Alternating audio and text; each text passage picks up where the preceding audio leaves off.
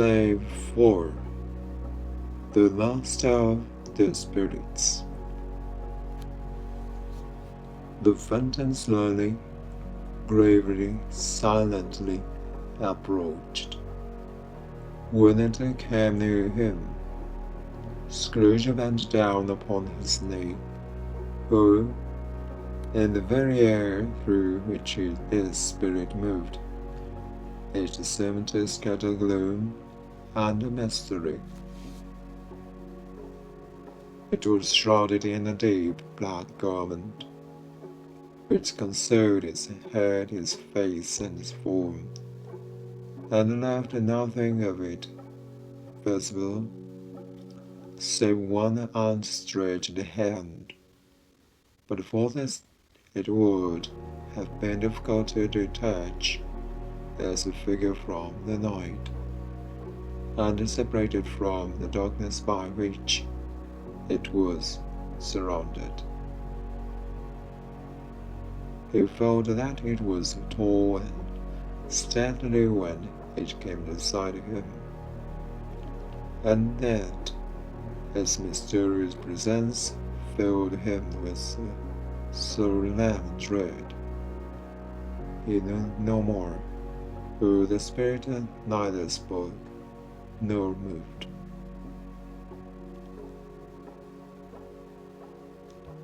"I am in the presence of the ghost of Christmas yet to come," said Scrooge.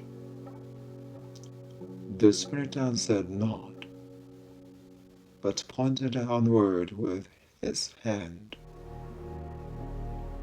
"You are about to show me shadows of the things that have not happened, but will happen in the time before us," Scrooge pursued. "Is that so, spirit?"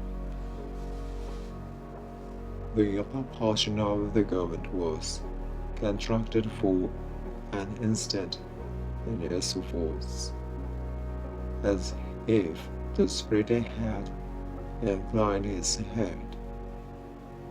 That was the only answer he received.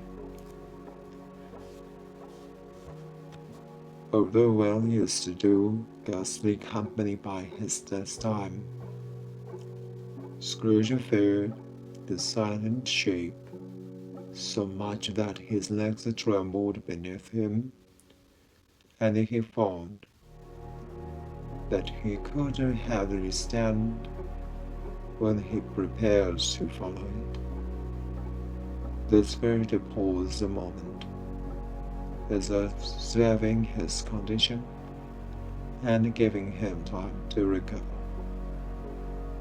But Scrooge was all the worse for this.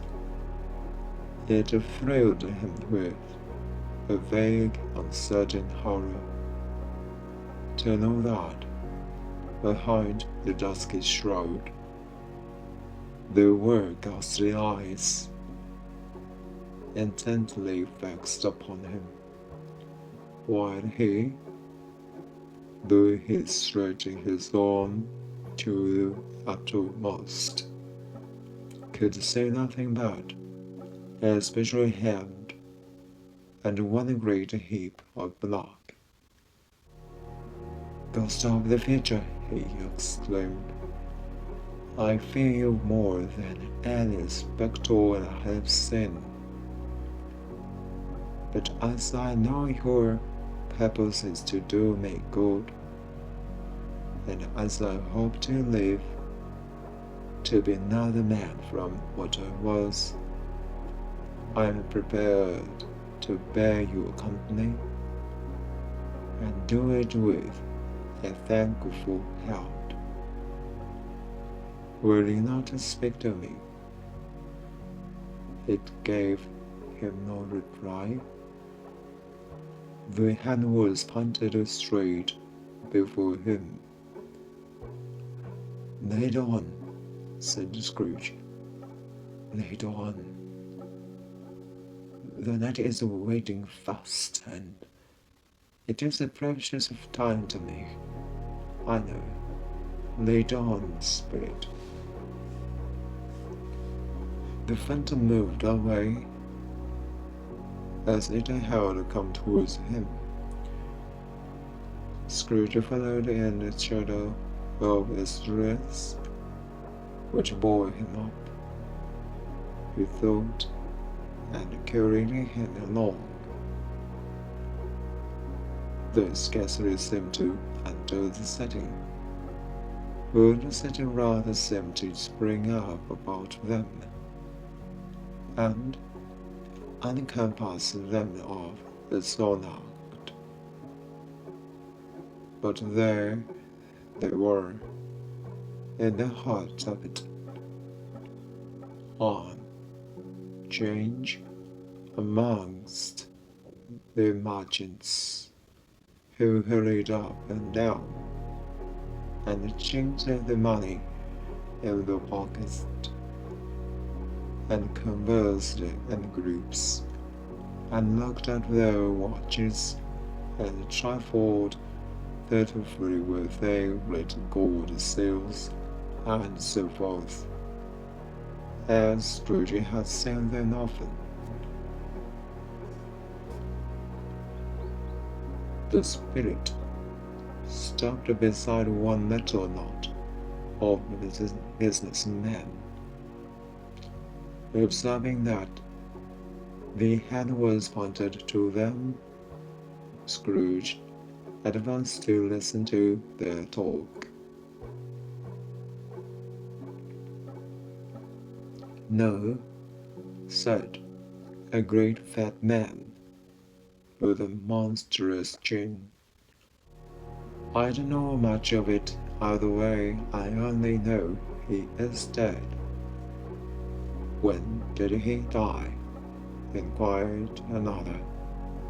"Last night, I believe." "Why, what was the matter with him?" asked a third, taking a vast quantity of stuff out of a very large snuff box. "I thought he'd never die." "God knows," said the first, with a yawn. "What has he done with his money?" asked a red-faced gentleman with a pendulous excrescence on the end of his nose that shook like the jaws of a turkey cock. "I haven't heard," said the man with the large chin, yawning again. "Left it to his company, perhaps. He hasn't left it to me. That's all I know." This pleasantry was received with a general nod. "It's likely to be a very cheap funeral," said the same speaker, "for upon my life I don't know of anybody to go to it. Suppose we make up a party and volunteer?" "I don't mind going if a lunch is provided," observed the gentleman with the excrescence on his nose. "But I must be fed if I make one." Another laugh. "For I'm the most disinterested among you after all," said the first speaker, "for I never wear black gloves and I never eat lunch, but I'll have to do if anybody else will. When I come to think of it, I'm not at all sure that I wasn't his most particular friend, who we used to stop and speak whenever we met. Bye-bye." Speakers and listeners strolled away and mixed with other groups. Scrooge knew the man and looked towards the spirit for an explanation. The phantom glided on into the street. Its finger pointed to a parson's meeting. Scrooge listened again, thinking that the explanation might lie here. He knew these two men also perfectly. They were men of business, very wealthy, and of great importance. He had made a point of always standing well at this esteem. In the business point of view, that is, strictly a business point of view. "Oh, you," said one. "How are you?" returned the other. "Well," said the first. "Oh, the Scrooge has got his one at last, eh?" "So I'm told," returned the second. "Cold, isn't it?" "Seasonable for Christmas time. You're not a shaker, I suppose." No, something else to think of." "Good morning." Not another word. That was their meeting, the conversation, and the parting. Scrooge was at first inclined to be surprised that the spirit should attach importance to conversations apparently so trivial, but feeling assured that they must have some hidden purpose, he set himself to consider what it was likely to be. They could scarcely be supposed to have any bearing on the death of Jacob, his old partner, who that was past, and this ghost of Provence was the future. Nor could he think of any one immediately connected with himself to whom he could apply them. But nothing doubting that to himself they applied, they had some latent mortal who his own improvement. He resolved to treasure up every word he heard, and everything he saw, and especially to observe the shadow of himself when it appeared, who he had an expectation that the conduct of his future self would give him the clue he missed, and would render the solution of these riddles easy. He looked about in that very place who is an image, but another man stood in his accustomed corner, and though the clerk pointed to his usual time of day for being there, he saw no likeness of himself among the multitudes that poured in through the porch. It gave him the true surprise, however, for he had been revolving in his mind a change of life, and thought and hoped he saw his newborn resolution carried out in this.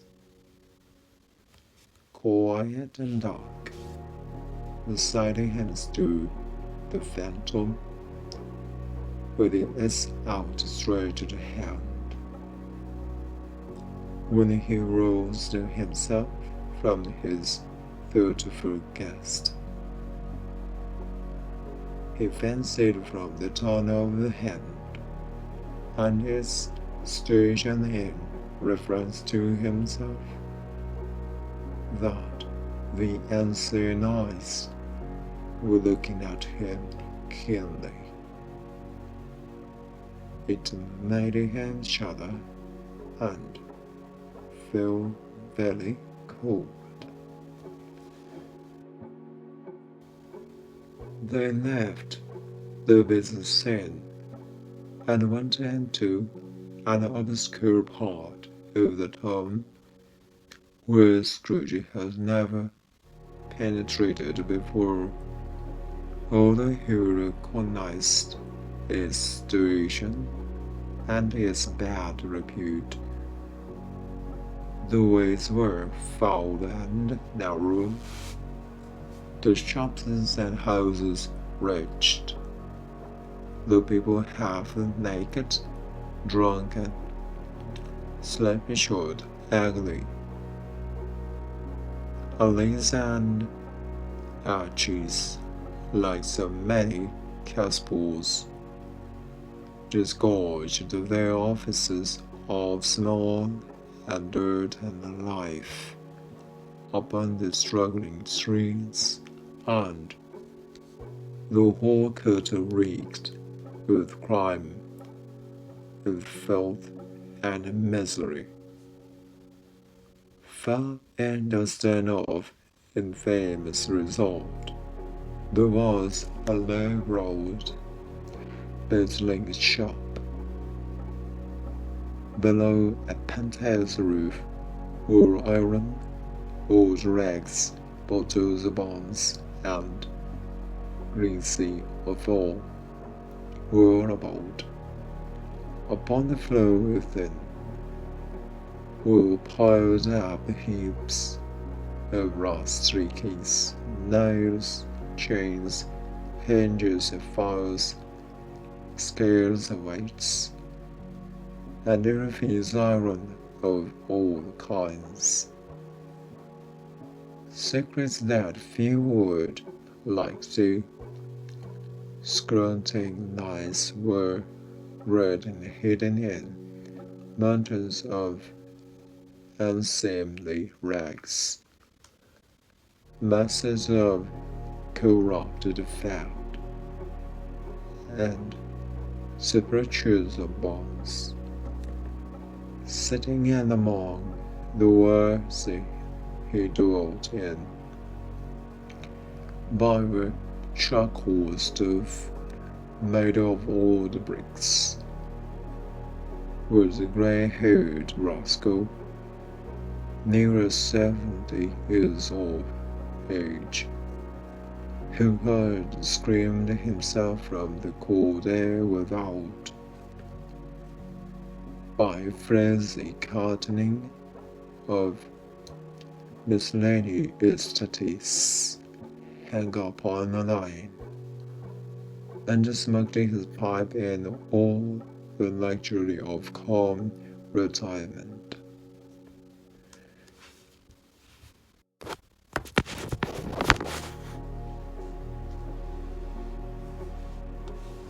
Scrooge and the Phantom came into the presence of this man, just as a woman with a heavy bundle slunk into the shop. But she had scarcely entered when another woman, similarly laden, came in too, and she was closely followed by a man in faded black, who was no less startled by the sight of them than they had been upon the recognition of each other. After a short period of blank astonishment, in which the old man with the pipe had joined them, They all three burst into a laugh.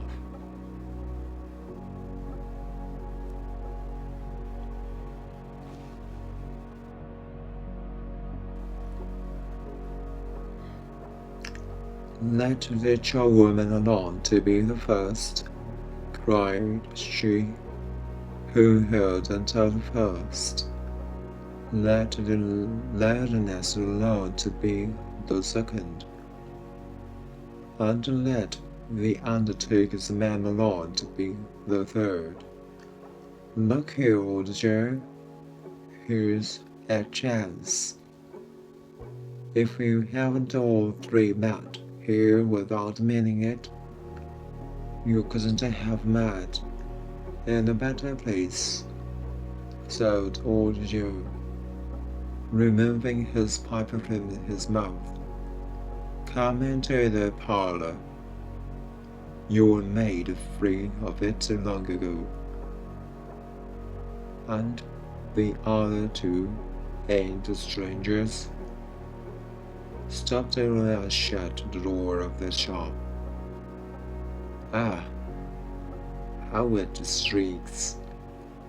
They enter such a rusty bit of metal in the place, as it's on the hinges, I believe, and I'm sure there's no such old bones there as mine, ha-ha.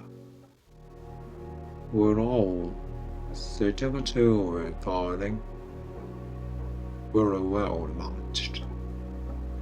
Come into the parlor, come into the parlor." The parlor was the space behind the screen of rags. The old man raked the fire together with an old steel rod, and having trimmed his smoky lamp, for it was night, with the stem of his pipe, put it in his mouth again. When he did this, the woman who had already spoken lay her bundle on the floor, and sat down in a flaunting manner on the stool, crossing her elbows and her knees, and looking with a bold defiance at the other two. "What else then? What else, Mr. Dilber?" said the woman. "Every person has a right to take care of themselves. You always did." "That's true indeed," said the laundress. "No man more so." "Why then, don't stand strain as if you was afraid. Woman, who's that? Who's the wiser? We're not going to pick holes in each other's cause, I suppose." "No indeed," said Mrs. Dilber and the man together. "We should hope not." "Very well then," cried the woman. "Let's see now. Who's the worst for the loss of a few things like this? Not a dead man, I suppose." "No indeed," said Mrs. Dilber, laughing. "If he wanted to keep him after he was dead, I wicked would scare you," pursued the woman. "Why wasn't he natural in his lifetime? If he had been, he'd have had somebody to look after him when he was struck with death, instead of lying out his last day alone by himself. It's the truest word that ever was spoke," said Miss Dover. "It's a judgment on him. I wish it was "A little heavier judgment," replied the woman. "And it should have been, you may depend upon it, if I could have laid my hands on anything else. I think about it, Joe, and let me know the value of it. Speak it plain, I'm not afraid to be the first and not afraid for them to say that we know pretty well that we were helping ourselves before we met here. I believe it's no sin up in the bandager." But the gallantry of her friends would not allow this, and the man in the faded black, mounting the bridge first, produced his plunder. It was not expensive, a sail or two, a pencil case, a pair of sleeve buttons, and a brooch of no great value were all. They were severally examined and appraised by old Joe, who choked the sums he was disposed to give for porch upon the wall, and added them up in a total when he found there was nothing more to come. "That's your account," said Joe, "and I wanted to give another sixpence if I was to be bored for not doing. Who's next?" Mrs. Derber was next. She sent hers, a little wearing appeal, 2 old-fashioned silver teaspoons, and a pair of sugar tongs, and a few boots. Her account was stated on the wall in the same manner. "I always give too much to ladies. It's a weakness of mine, and that's the way I ruin myself," said old Joe. "That's your account. If you asked the maid for another penny and made it an obligation, I'd repent of being so liberal and not if out a crime. And now undo my bundle, Joe," said the first woman. Joe went down on his knees for the greater convenience of opening it, and having unfastened a great many knots, dragged out a large and heavy roll of some dark stuff. "What do you call this?" said Joe. "Bed curtains." "Ah," returned the woman, laughing and leaning forward, and her crossing arms. "Bed curtains. You don't mean to say you took them down, rings and all, with him lying there?" said Joe. "Yes, I do," replied the woman. "Why not?" "You're born to make your fortune," said Joe, "and you'll certainly do it." "I certainly shan't hold my hand when I can get anything in it by reaching it out. For the sake of such a man as he was, I promise you, Joe," returned the woman coolly. "Don't drop that oil upon the blankets now." "His blankets?" asked Joe. "Whose else's do you think?" replied the woman. "He ain't likely to make the call without 'em, I dare say."